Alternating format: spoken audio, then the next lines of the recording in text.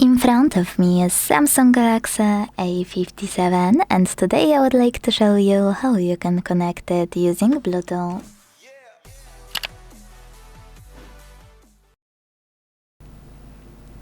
First of all, you need to open Devices Settings and tap on Connections. Now select Bluetooth on the left and finally activate it thanks to this switcher at the top right corner.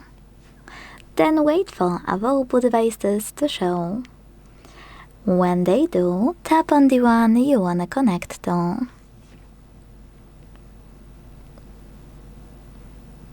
Then hit pair in the pop-up and wait for the other device to accept your connection request or connect it manually on the second smartphone.